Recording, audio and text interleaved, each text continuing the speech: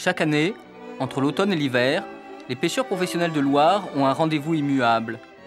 Sur le plus long fleuve de France, ils sont une poignée à pêcher les anguilles entre Saumur et Angers. Jean-Patrick Deniol est de ceux-là. Depuis 20 ans, il affronte les mauvaises saisons pour capturer les anguilles qui filent vers l'estuaire.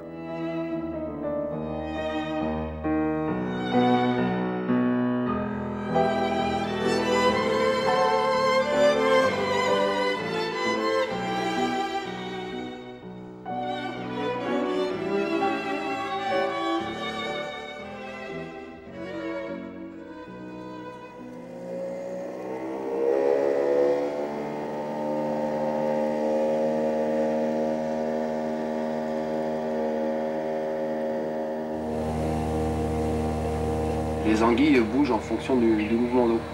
En fait, c'est une sorte de vague qui les pousse. Elles profitent de la turbidité de l'eau et puis des feuilles qui se mélangent dans l'eau. Et comme ça, parce que l'anguille est un lucifuge, donc il fuit la lumière.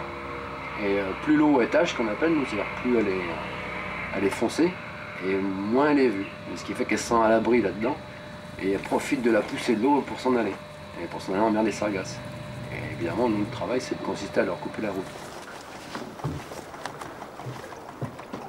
C'est comme un chalut, la différence du chalut, c'est que le guidon n'avance pas. En fait, il est ancré et c'est le courant qui, lui, va amener les anguilles à l'intérieur du filet. C'est-à-dire que vous avez deux poteaux, un poteau du dessus, un poteau du bas. Et lorsque vous descendez le filet, eh bien, le bout des doigts étant face au courant, lorsque les poteaux descendent, il y a un poteau qui reste au-dessus et l'autre descend en dessous. Ce qui fait que ça s'ouvre et les anguilles vont... Alors, ça va s'ouvrir énormément, ça s'ouvre de 5 mètres à la partie la plus grande et ça va en rétrécissant comme ça. Et comme un entonnoir, mais face au courant. Et ce qui fait que les anguilles vont descendre dedans. Il faut quand même remarquer que où nous sommes là, les poteaux font 10 mètres 50 de long, ça fait à peu près 10 mètres d'ouverture horizontale, 5 mètres de hauteur lorsque la Loire est haute, puisque quand la Loire est basse en début de saison, on a une ouverture d'1 mètre, 1 mètre 50 de long. Et plus la Loire monte, évidemment, plus ça permet aux poteaux de s'ouvrir de plus en plus. Et la Loire fait à peu près 500 mètres de large ici. Alors ça fait 10 mètres sur 500 mètres, ça fait pas énorme. C'est pour ça que la place où on situe le bateau est très très précise.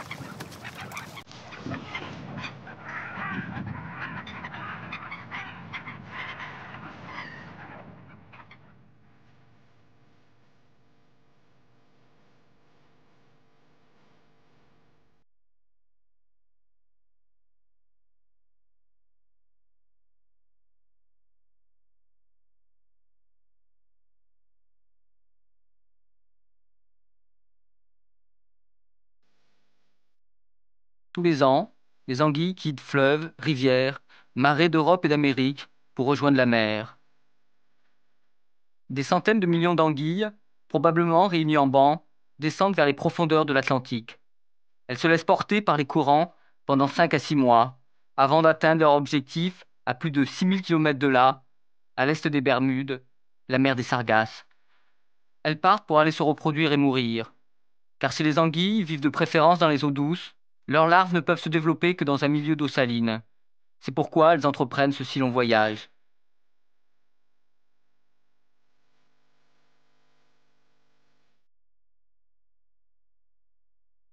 Cette migration a toujours éveillé la curiosité des scientifiques qui ont cherché à connaître la raison et la destination de ce si long voyage. Pourquoi la mer des Sargasses? Pourquoi les anguilles traversent-elles l'Atlantique? Pourquoi l'anguille, ce piètre nageur, entreprend-elle un trajet de plus de 6000 km? On trouve la réponse grâce à l'histoire. Les anguilles sont des poissons très anciens, datant du Crétacé. À cette époque, il y a environ 130 millions d'années, les continents et les océans étaient différents de ceux d'aujourd'hui. L'Europe et l'Afrique formaient un bloc avec le continent américain.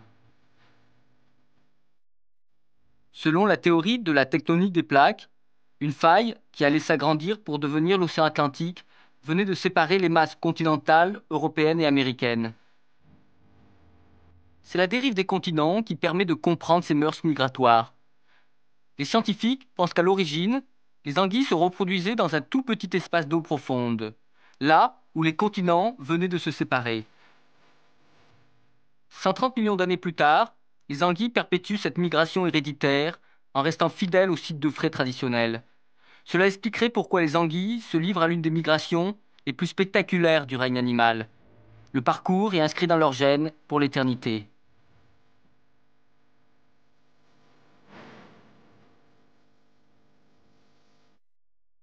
La mer des Sargasses est leur lieu de sépulture. Dans cette région, des millions de corps en décomposition reposent sur les fonds marins. Les œufs d'anguilles, pondus et fertilisés dans les profondeurs de la mer, dériveront ensuite à la surface, puis écloront. Les larves seront prêtes à entreprendre une expédition aussi folle. Elles retourneront dans les fleuves et les rivières.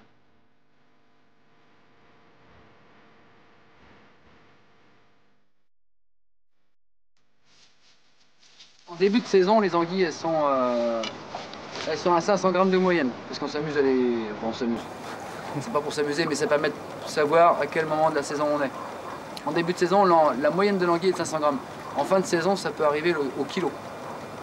Et on se rend compte que lorsque les anguilles arrivent à faire le kilo, il faut se dépêcher à les ramasser parce que ça se termine. Sur le bassin de la Loire, je crois qu'il est fait... Oh, je ne vais pas raconter de bêtises, mais je crois que c'est de l'ordre de 70 tonnes, 80 tonnes. Sur le bassin de la Loire, en anguille d'avalaison. Hein. Et nous, quand on fait une saison à, je sais pas moi, 2 tonnes et demie, 3 tonnes, c'est déjà une bonne saison. C'est ce qu'on compte pour tenir le coup, c'est ce qu'il faut faire à peu près.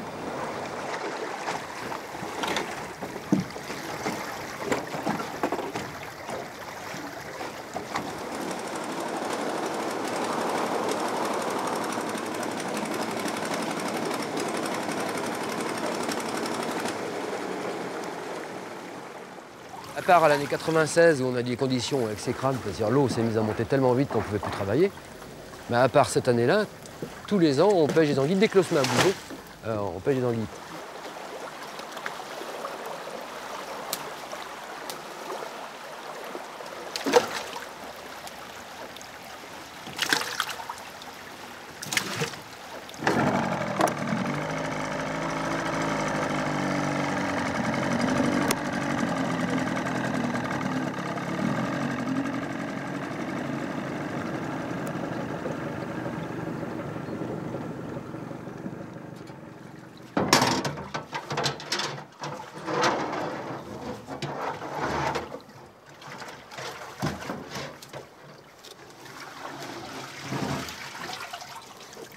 Ça démarre bien. Maintenant, bon, j'espère qu'il nous reviendra encore un peu de crue pour terminer la saison, à peu près correctement.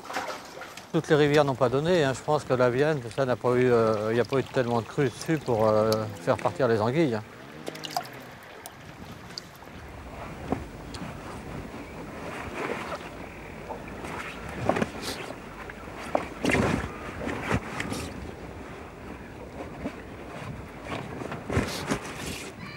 Pas intérêt de le rater ce nœud-là parce que autrement les anguilles on les rentrent et elles ressortent.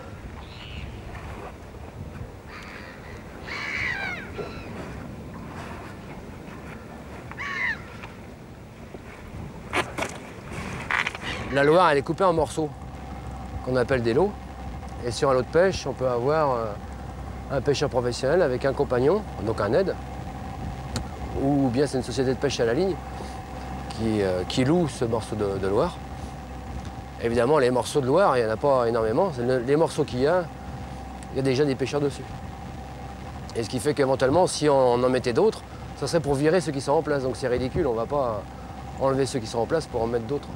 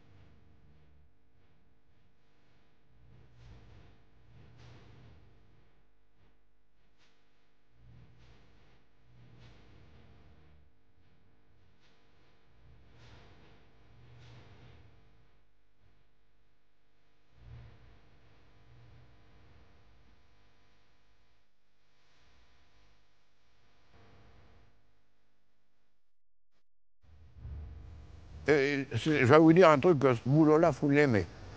Si vous le faites à contre-cœur pour gagner de l'argent, c'est pas un boulot. Chez nous, dans les pêcheurs, sur 4 qu'on était, il ne reste plus que le plus jeune et le plus vieux. Le plus jeune, il arrive à un grave accident, malheureux, sa tête, et puis moi. Alors moi, comme je ne veux pas aller au cimetière tout de suite, ça va falloir attendre. Ah. Bon, je vous emmène où, à la société? Ah bah,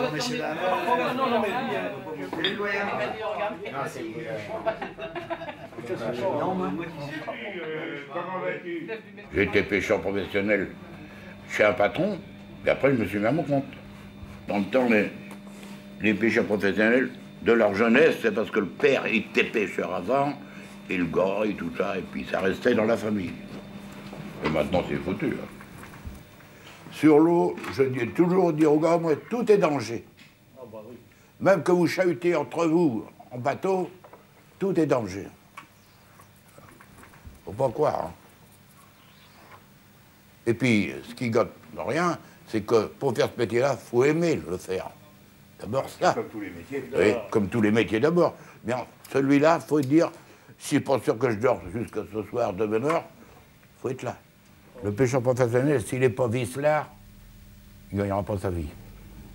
C'est tout.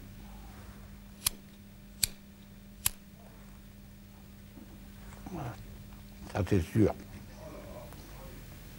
Entre pêcheurs professionnels, il n'y a jamais eu une grande entente entre les gars du métier, comme certains métiers. Que les gars, si l'autre il manquait ça, ou il donnait ça. Ça n'a jamais existé. Ça n'a jamais existé. Il y avait un truc de jalousie de pêche. Parce que l'autre, mettons que c'est défendu, mais l'autre il pêchait la nuit. Bon, bah, l'autre, celui d'en bas en dessous, il disait aux gardes, pourquoi vous n'avez pas baisé l'autre d'abord? Alors les gardes, ils commençaient par faire l'autre. C'était lui qui était baisé au retour. Ah oui. Bon, bah tiens. Ça. Non, autrement, raconter des conneries, c'est pas. Ah bah oui, c'est surtout Ah, ça. bah, tout Mais ça. moi j'ai vu dans le temps, pour la pêche, hein, eh ben, fallait pas chercher le gars longtemps. Je vais boire un coup. Il dit, on allait à la bagnole, il était dans une société.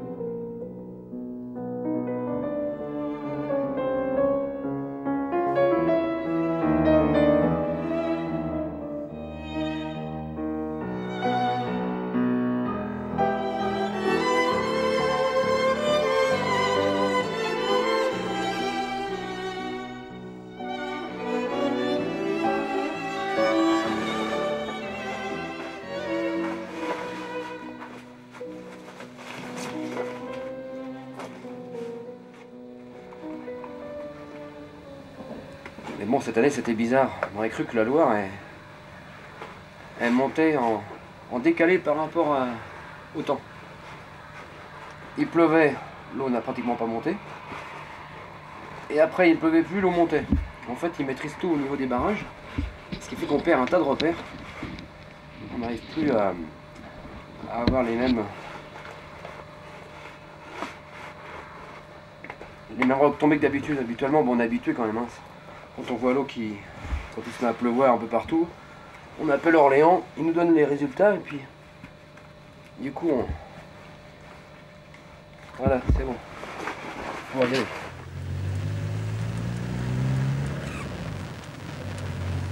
Mais la Loire, il y a des moments privilégiés. Là, on est les seuls. Ça, on est les rois, nous. Parce que c'est à nous, là. Peu de gens la connaissent comme ça. On se sent vraiment dans un monde à part. On est tout seul, il n'y a pas un bruit. Juste un chien qui aboie un peu plus loin. Et puis, c'est notre domaine à nous réserver. Elle peut monter très vite, elle peut rebaisser aussi vite. C'est de l'eau, c'est un milieu hostile. Donc on veut pas tomber dedans, on prend des précautions. Parfois elle charrie de la glace, c'est des centaines de troncs d'arbres qui descendent avec. C'est assez ambigu.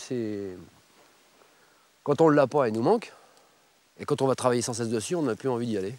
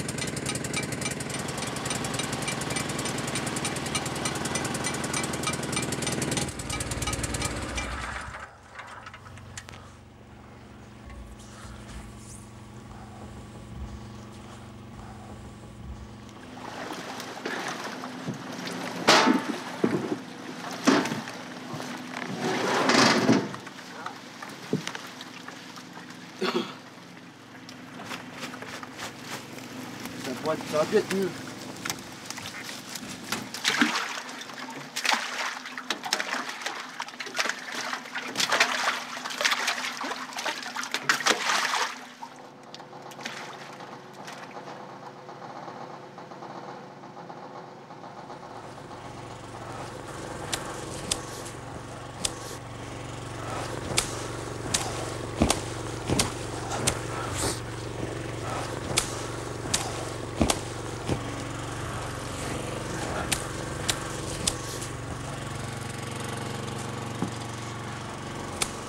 En fait, il faut enlever les feuilles.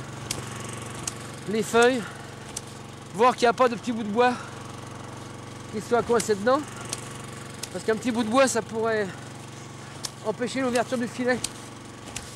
De leur rater 2 heures de pêche à cause d'un petit bout de bois qu'on n'a pas vu. Les anguilles, elles ne font que passer. Hein. Si on les rate, c'est le collègue d'en bas qui les ramasse.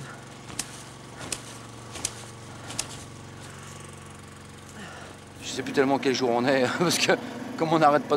Là on est quoi? Là on est samedi aujourd'hui. Samedi, alors vendredi soir c'était pas... C'était jeudi soir en fait. Il y avait mis le mercredi à jeudi. Là ça donnait pas mal. Ce qui est bien c'est quand on enlève toutes les 4 heures par exemple. Toutes les 4 heures c'est mieux parce qu'on a le temps de récupérer. On a le temps de dormir un petit peu, bon ça va. Mais bon on sait que ça... Quand on enlève toutes les heures, bon c'est que ça vaut le coup et puis on se dit, bon, ça va pas durer comme c'est une éternité. Hein. C'est parce que l'eau, dans ces cas-là, elle monte à une vitesse pas possible. Quand elle monte à 10 cm à l'heure, là, ça commence à faire peur. Mais là, l'autre jour, elle montait de 1 à 1 cm, à 2 cm à l'heure. Bon, là, c'est encore jouable, mais il faut pas que ça dure comme ça trop longtemps. Si ça dure une demi-journée, ça va. Ah ouais, on est vraiment tout seul. Puis le pire, c'est que les gens du village qui sont juste à côté, ils savent même pas qu'il y a quelqu'un sur l'eau en train de taper un filet. C'est curieux, hein, mais un tas de gens ne savent pas ce qu'on fait. Alors qu'ils ont le bateau sous le nez toute la journée. Mais c'est vrai que quand on est sur l'eau, on n'y est pas très longtemps finalement. C'est le temps que ça prend pour nettoyer le filet. Après on rentre chez soi et on revient toutes les 2 heures. Puis comme on est assez loin de la rive, bah, les gens ils voient pas ce qu'on fait vraiment alors. Moi faut pas être très curieux mais bon, c'est comme ça. Puis franchement, hein, ils auraient tort de pas être chez eux au chaud. Hein. Auprès d'un bon feu de cheminée.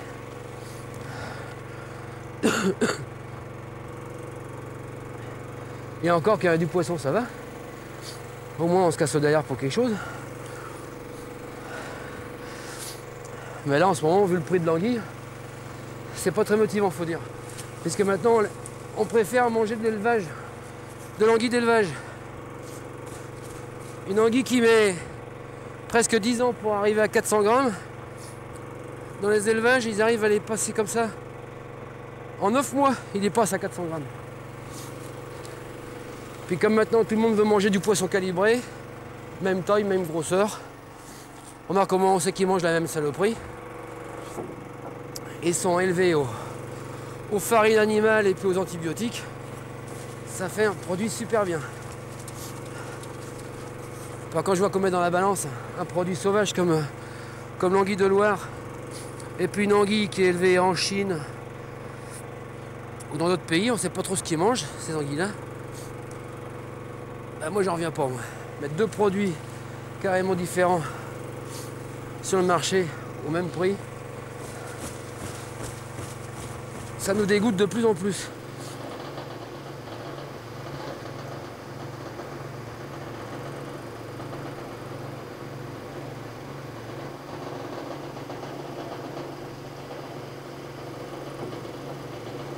Ce qui est bien, c'est quand on a travaillé toute la nuit.